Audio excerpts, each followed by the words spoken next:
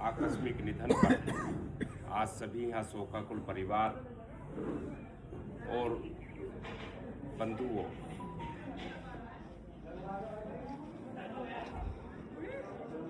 वास्तव में जो माँ का दर्द होता है और माँ की ममता है उसका कोई मोल नहीं, क्योंकि मेरा परिवार से लंबे समय का नाता और आना जाना रहता था समय समय पर। तो हमेशा कभी इस बात की चिंता नहीं की कि प्रदीप जी रात को आए बेरात को आए नहीं आए। ये जरूर चिंता रहती थी कि भारतीय जनता पार्टी के कुछ लोग बढ़ रहे हैं या घट रहे हैं, ऐसी बात जरूर करते, क्योंकि यहाँ का दौर भी एक ऐसा था।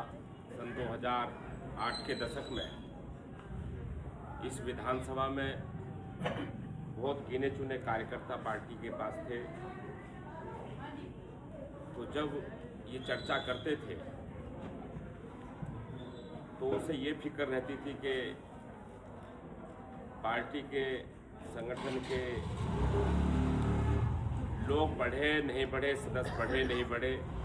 तो मैं कई बार प्रदीप से पूछता था कि मगर तुम माताजी साझा करते हो क्या ये बातें, कि आज हम सदस्यता करने वहाँ गए थे, करने गए थे। मगर उन्हें कैसे पता लगता है?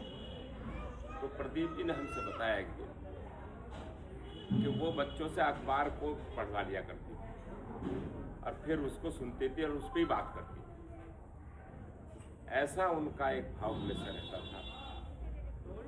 और जब गंभीर बीमारी से वो लड़ी, कि लड़ने की भी बड़ी ताकत उनके पास थी। बीमारी में लड़ने के बाद जब बहुत शरीर उनका कण कण घट रहा था, तो एक दिन मैं ऐसी पिछले साल के दशक में उनसे मिलने आया और काफ़ी देर यहीं बैठ कर के इसी गैलरी में चर्चा हुई। तो उस चर्चा में भी उन्होंने अपनी बीमारी की कम चिंता और स्वयं मेरी चिंता करने लगे। मैंने कहा आप ठीक हो जाओ, सब ठीक हो रहा है और पार्टी बढ़ रही है, पार्टी अब सत्ता में, अब कोई चिंता करने की जरूरत नहीं।